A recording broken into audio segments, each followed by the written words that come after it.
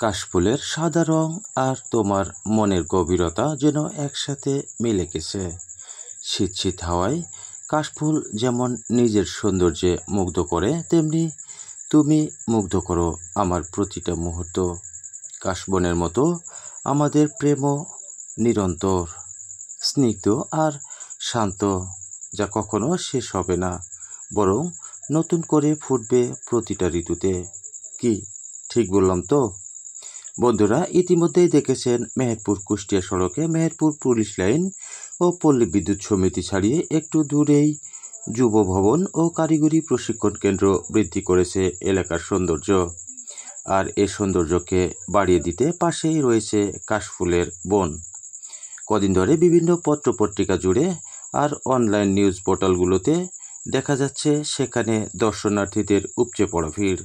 প্রতিদিন সকাল থেকে সন্ধ্যা পর্যন্ত নাকি অবস্থান করে সময় পার করেন দর্শনার্থীরা।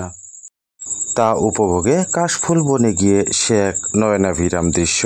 তবে গত কয়েকদিনের টানা বৃষ্টিতে পাল্টে গেছে কাশবনের চিত্র। দমকা হাওয়ায় ঝরে ও দুমড়ে মুচড়ে গেছে ফুল। শুনেছেন নিশ্চয়ই রাতে ঝিঝি পোকার ডাক, সকাল থেকে সারাদিন মেঘলা আকাশ এবং সন্ধ্যার পর ঝোড়ো হাওয়া এবং শেষ অবধি বৃষ্টি।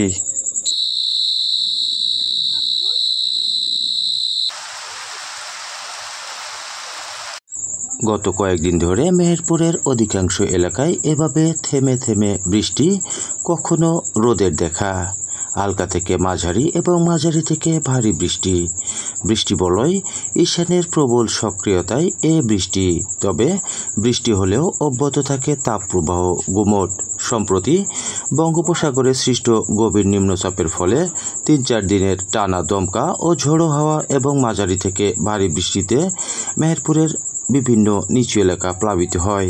একই সাথে ঝড় ও বৃষ্টির কবলে বিভিন্ন ধরনের গাছপালার ডাল ভাঙে পানির নিচে তলিয়ে যায় ফসলি জমি ও পুকুর এবং হাঁটু পানি জমে অনেক বসতবাড়িতে।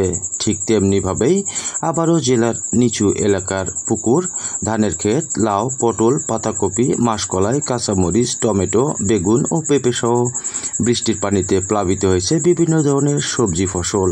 তাছাড়া টানা বৃষ্টিতে সকল ধরনের মানুষের স্বাভাবিক চলাচল ও জীবনযাপন বিপর্যস্ত হয়ে পড়ার পর এখন অনেকটা স্বাভাবিক হয়েছে। শুধু স্বাভাবিক হয়নি কাশফুলের গাছগুলো, সেগুলোর অধিকাংশই নুয়ে পড়েছে। এতে করে শিশু, কিশোর, তরুণ তরুণী সহ বিভিন্ন বয়সের নারী ও পুরুষ দর্শনার্থীদের উপচে পড়া ভিড় আর নেই। তবে কাশবন এলাকায় দূর দূরান্ত থেকে ছুটে আসতে দেখা গেছে কিছু প্রকৃতি প্রেমীদের। আনন্দঘন মুহূর্ত ধরে রাখতে মুঠোফোনে সেলফি তুলছেন কিশোর কিশোরীরা। ঋতুর রানী শরতের অপরূপ নীল আকাশে সাদা মেঘের ভেলা আর স্নিগ্ধ কাশফুল তার অপরূপ সৌন্দর্য মেলে ধরেছে।